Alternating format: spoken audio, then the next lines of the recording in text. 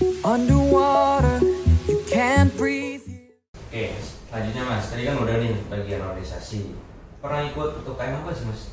Dulu UKM band. UKM band? Nah, karena zaman SMA ngeband. Ngeband? Sampai sekarang jangan lupa band. Oh, iya. Ya, jadi kalau zaman SMA ngeband dulu terbatas kan, nggak bisa beli-beli barang. Nah, jadi memang kayak orang pada umumnya. Begitu udah kerja, udah punya ini sendiri, ternyata pas sendiri ternyata oh ya boleh juga nambah-nambah koleksi gitu.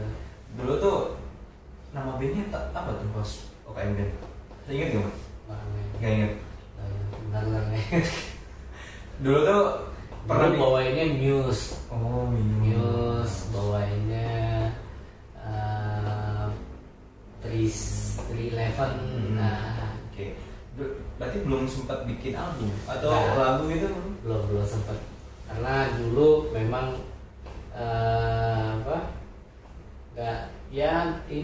nggak terlalu banyak waktu juga buat latihan. Terus di UKM bandnya juga kita sebenarnya dia nggak terlalu aktif karena saya juga ada di himpunan, ada di mana, dan menurut saya sih ya udah ini tandanya sekarang mungkin ngebandnya nggak bisa dikejar. Nah tapi saya punya band di luar yang pada tahun-tahun 2004 itu ya kita rekaman bikin 5 lagu. 5 lagu. Cuma kan zaman dulu belum ada Spotify ya. Jadi nggak ada media yang buat coba. Nggak ada. Jadi kita beneran masih cetak CD. Terus nggak ada media untuk langsung ngedengerin ke orang, ya kan. Streaming belum ada. YouTube pun ya baru ini ya. Dan itu bener-bener wah gokil nih, kita 5 lagu dan kita ikut kompilasi band di Bandung. Dan kalau di peringkat itu dari orang nyeleksi kita urutan 2, band terbaik urutan 2-nya Bandung? Ya di kompilasi itu. Kompilasi. Nah tadi kan himpunan DPM, UKM, kuliah, manajemen waktunya gimana Mas? Ada satu lagi. Apa tuh? DKM. Apa tuh? Dewan Kesejahteraan Masjid. Oh, anak band tapi Islami ya. Iya. Nah itu gimana tuh cara? Tapi sebenarnya kalau di DKM itu banyak kan bantu nyiapin sound system buat sholat, kotak amal gitu. Jadi nggak kayak Rohis, bukan. Jadi lebih banyak ke jemputin penceramah kayak bulan puasa. Tiap hari bulan puasa tuh yang jemput penceramah naik motor atau mobil tuh saya. Jadi fleksibel ya. Fleksibel. Nah kalau bagi waktu antara ya kegiatan organisasi sama ya kuliah atau tugas itu gimana?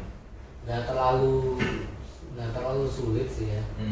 Intinya pada saat kita ada tugas kuliah ya kita harus fokus. Pada saat dikasih tugas untuk tugas besar dulu ya istilahnya kalau dia. Jadi biasanya di ujung sesi kuliah praktikum. Setelah semesternya mau selesai kita dikasih tugas besar. Nah itu biasanya kelompok. Ya udah, jadi pada saat tugas besar itu ya fokus ngerjain tugas besar. Nah sementara yang organisasi di gimana dulu? Organisasi tetap jalan juga.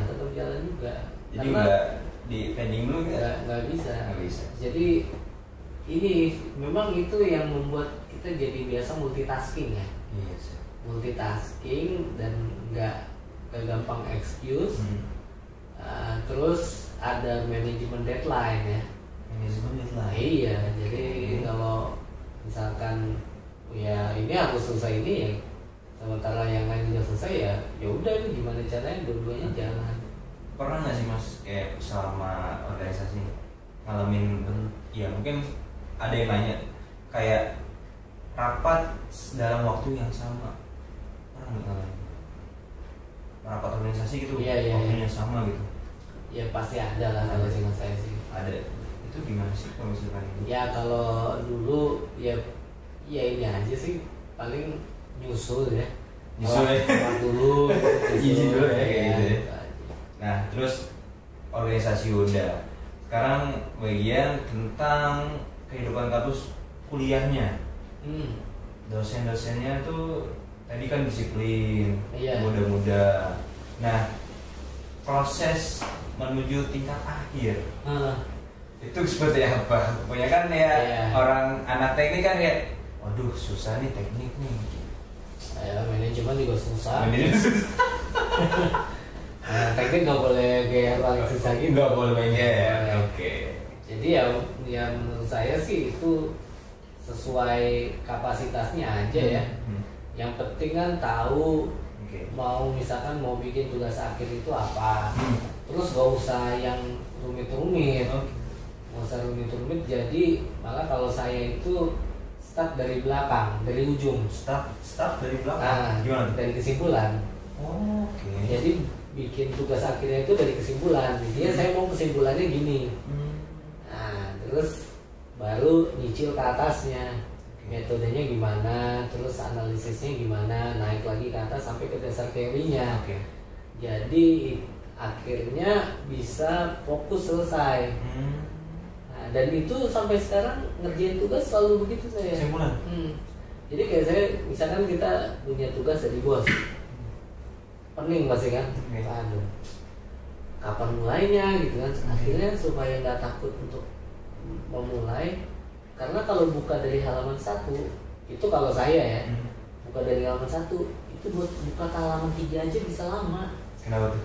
Kayak nanti deh, aduh belum deh gitu kan.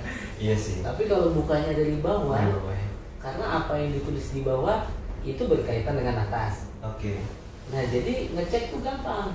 Dari bawah. Apa yang dituliskan di bawah itu pastinya harus nyambung dengan di atas ya. Harus kita ciptakan dulu di atas kalau konteksnya bikin tugas akhir. Ya udah, jadi atasnya jadi keisi. Nah di atas yang udah ini, atasnya lagi apa? Ya keisi lagi kan. Oh iya, tadi di atasnya gue tulis ini. Terus nanti ke atasnya lagi, oh di atasnya gue tulis ini sampai ke dasar teorinya gitu kan. Tapi terkadang sampai judulnya dapat tuh judul. Bisa jadi judulnya terupdate. Tapi terkadang kayak ini kita dari bawah kesimpulan, ada sebagian orang ya bahkan pendahuluan pun ya susah, boro-boro kesimpulan gitu sebenarnya. Ya itu kadang-kadang cuma ini aja, cuma belum clear sebenarnya apa yang harus ditulis di tiap-tiap bagian itu. Misalkan pendahuluan, itu kan sebenarnya jangan sampai kita salah nulis tempat, latar belakang, nulis tujuan. Ya nyambung juga.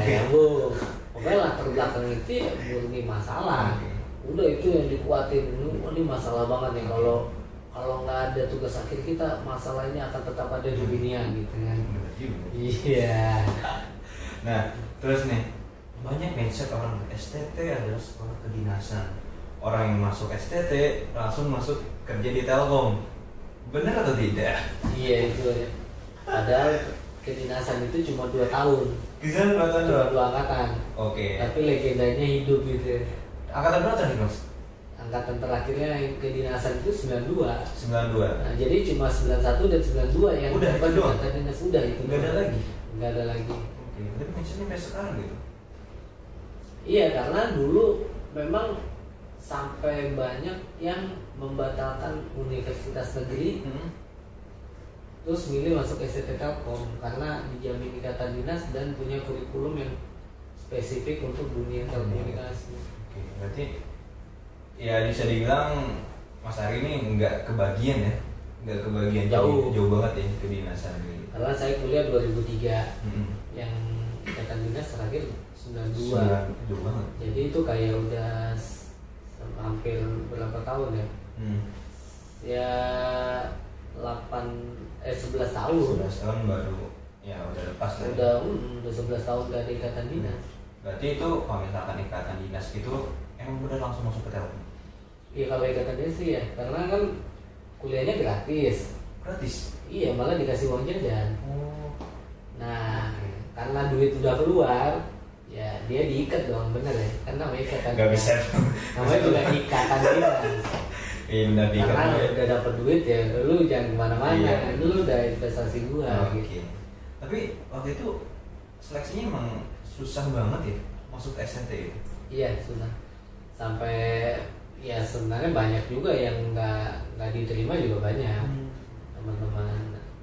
Dulu itu kan sebenarnya saya dulu cuma ikut 3 seleksi. SPMB SPMB kalau dulu zaman saya namanya. seleksi penerimaan mahasiswa baru. Saya jadi ikutnya tuh negeri, STAN sama STT Telkom. Nah negerinya saya diterima di Brawijaya. Brau. Nah STAN-nya saya nggak diterima. Terus diterima di STT. Nah ya udah akhirnya kata orang tua, ya udah Bandung deket kan, nggak yang jauh banget, ya udah akhirnya saya pilih yang STT. Jadi emang sebenarnya enak ya dulu kayak langsung ikatan dinas gitu, langsung masuk ya ke Telkom kerjanya gitu.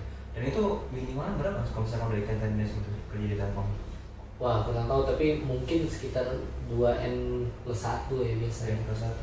Jadi N-nya tuh masa kuliah. Misalkan kuliahnya 3 tahun, ya tanda 7 tahun. 7 tahun. Nah, habis itu baru boleh keluar. Kalau ikatan dinas tuh biasanya gitu. Selama 7 tahun itu nggak boleh keluar. Oke. Nah sekarang tadi dinas sudah. Nah kalau misalkan banyak nih teman-teman yang teknik ini kayak galau gitu.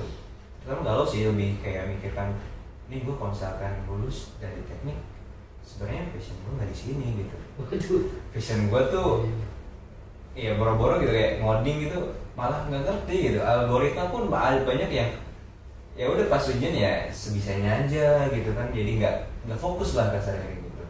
Nah dari Mas Aki sendiri nih, untuk teman-teman yang punya kayak problem kayak gitu tuh kayak gimana sih Mas? Bagusnya sebelum lulus sempetin belajar. Sebelum lulus Sempetin belajar, ambil kursus coding. Gak apa-apa, ambil aja coding yang paling sederhana. Jadi karena harus bisa mempertanggungjawabkan gelarnya kan. Iya sih. Iya. Bener. Yang bisa. Sayang banget gitu kan, udah ini terus nanti pas itu, tapi saya nggak bisa coding ya. Padahal yang bisa coding itu dicari banget sekarang. Karena kan sekarang banyak startup, banyak tech company yang butuh lulusan informatika atau lulusan yang bisa programming ya. Iya. Ya dari berbagai macam jurusan lah, tapi bisa programming, coding gitu ya. Nah tapi untuk teman-teman yang punya mindset, ya udah yang penting gua lulus gitu. Nanti gue lulus aja dulu, soal kesana ya nanti aja. Tapi terkadang mereka tuh bingung kayak passion gue di mana sebenarnya gitu. Iya. Agak bingung juga mereka juga. Malah nanti misalnya kerja nih, malah nggak lurus sama ininya, sama jurusannya gitu. Ya kalau nggak lurus sama jurusan tuh di Indonesia udah biasa. Udah biasa karena lapangan pekerjaan di Indonesia itu belum seluas landscape yang ada di negara-negara yang lebih duluan maju. Jadi kayak misalkan di negara luar itu orang yang belajar tentang bahasa primata itu ada pekerjaannya gitu loh. Bahasa primata? Iya, misalkan sampai sedetail itu ada. Sementara di Indonesia kan dianggapnya lo dapat jurusan buangan lo gitu. Ya kayak anak perpustakaan gitu kan. Ada kan jurusan perpustakaan. Ya kalau di luar negeri mulia loh. Iya benar. Nah, jadi beneran di respect ini keprofesian gitu. Sementara di Indonesia lu mau jaga perpus, ya kan gitu kan. Mindset orang Indonesia terkadang kayak gitu. Nah itu yang akhirnya membuat banyak orang tua yang maksain anaknya masuk ke jurusan populer, ya kan. Misalkan udah teknik informatika aja, lagi ngetren. Dia milih juga yang ingat tren, padahal biasanya dia bukan di situ ya. Tapi untuk teman-teman yang udah terlanjur gitu Mas, udah terlanjur ya kalau anak informatika harus ngerti dulu dia matematikanya bagus atau enggak gitu. Karena itu kan sebenarnya cabang dari ilmu matematika. Nah sama kayak elektro, itu cabang dari fisika. Nah sebenarnya kalau memang dari awal niatnya bukan eksak, ya harusnya sih mending masuknya sekalian jurusan sosial. Nah, jadi jangan juga ada mindset jurusan IPA lebih bagus dari jurusan sosial. Itu sih mindsetnya salah sebetulnya. Salah, dan mindset zaman dulu begitu. Iya benar, zaman kayak gitu. Karena ada superioritas orang-orang yang di bidang eksak ngerasa dia lebih hebat. Oke. Nah, padahal sebenarnya ya sosial kalau ditekunin ya tetap bisa tetap bisa jadi orang hebat juga gitu loh. Sekarang banyak kayak misalkan riset tentang teknologi ya, riset teknologi itu pasti ada orang antropologi. Iya. Karena yang ngerti manusia itu orang antropologi. Pasti ada orang sosiologi. Buat ngerti ini ilmu sosial di kemasyarakatan gitu, tatanan sosial. Jadi emang nggak salah ya, nggak ada yang salah ya gitu. Jadi tergantung apa ya, kemampuan sendiri sebenarnya. Dan kayak terkadang orang kayak itu lebih mandang gengsi mungkin ya. Iya, makanya yang penting itu kuliah yang penting itu bukan kuliahnya, tapi yang penting skillnya. Jadi misalkan sekarang sosiologi atau antropologi, ya udah itu jadiin skill. Karena siapapun yang punya skill bakal kepake terus.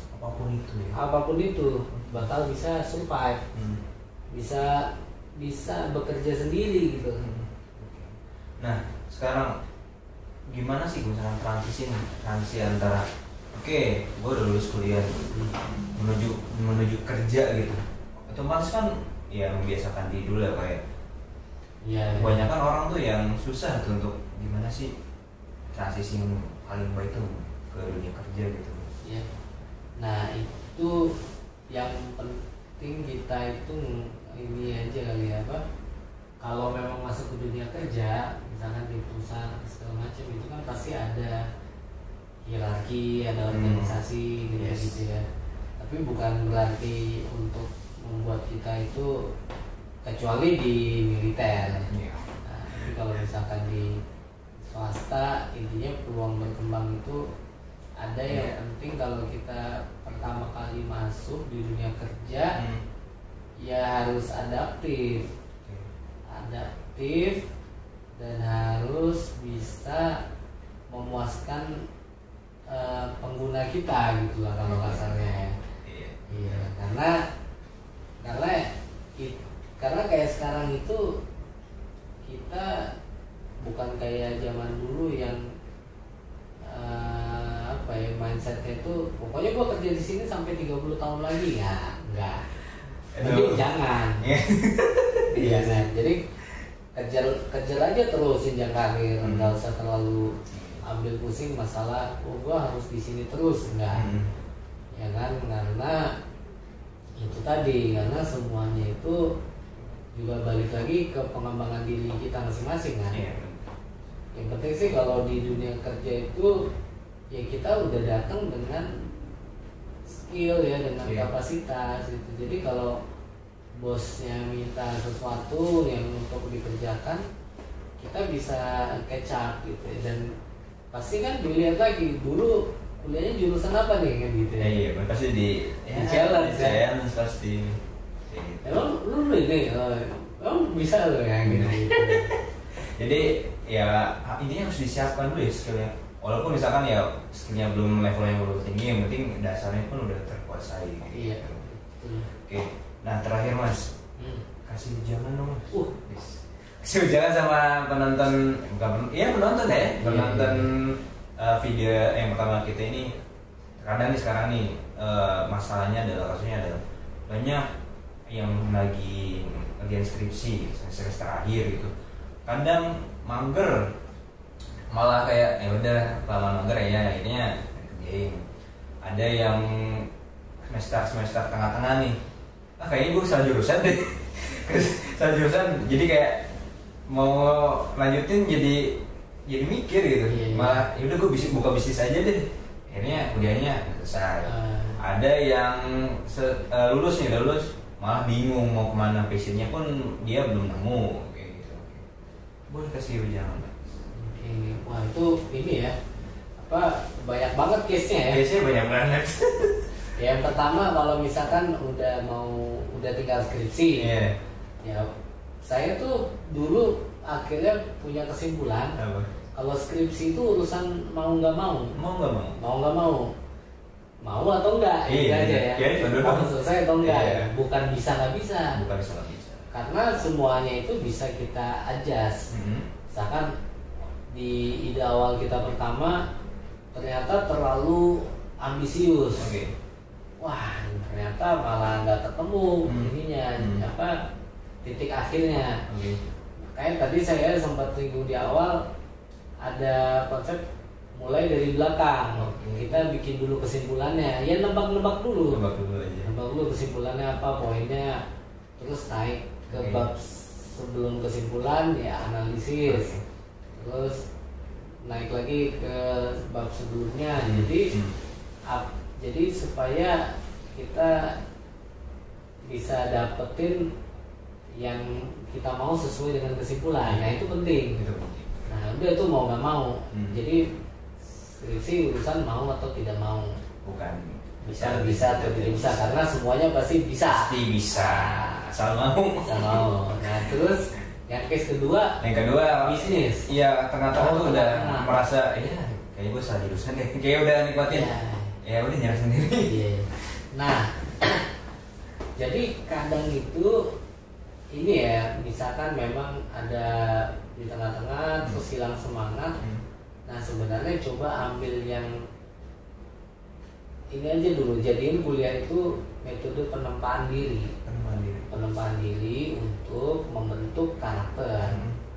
Nah salah satu karakter yang nggak bagus itu adalah orang yang sering quitter, yang belum kerjaan dulu selesai nyerah. Gampang menyerah. Nah itu jangan sampai dengan misalkan kita malas dikit terus berhenti. Nah itu nanti takutnya di hal-hal lain, termasuk yang misalkan tadi bilang lu males nih kuliah, gue mau bisnis aja. Nanti di bisnisnya juga gitu. Iya sih. Aduh belum sukses nih bisnisnya, udah gue keluar aja. Ganti lagi ya. Ternyata bisnisnya udah 3 tahun, kuliahnya udah jalan 3 tahun, 6 tahun. Nah, terus tiba-tiba gue pengen kuliah tapi udah ketuaan.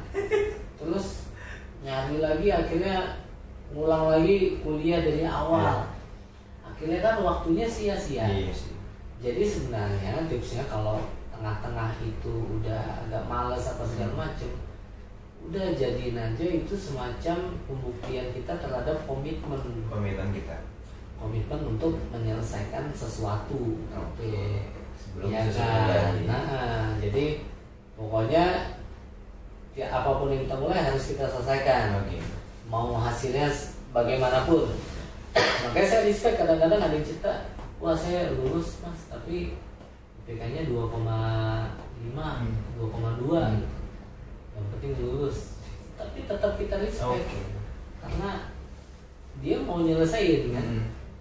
Nah, gitu. Jadi ambil itu sebagai tantangannya. Nah kalau misalkan yang ketiga itu apa, passion mau lulus nih, nggak tahu sih seperti apa gitu, bingung. Nah pokoknya gini aja, kalau misalkan ngerasa kuliah bukan passionnya, balik lagi yang tadi pertama, jangan gampang menyerah. Anggap aja acting aja sedang menjalani kuliah seperti anak-anak yang bisa nyelesain kuliah sampai selesai. Nah, sambil kembangin passionnya. Kan banyak anak teknik yang ternyata sekarang malah sukses di bidang seni. Ya kan, kayak misalkan kemarin saya baru tahu ya, misalkan kayak mungkin kayak ini ya, Triawan Munaf gitu. Bapaknya Selina dulu kan musisi ya. Tapi kita udah tahu dia ternyata lulusan ITB. Enggak pernah terbayang. Iya. Jadi kuliahnya selesai. Tapi selesai ya? Betul, selesai. Jadi intinya passion itu ya udah jadikan itu hal yang kita jalanin dengan sungguh-sungguh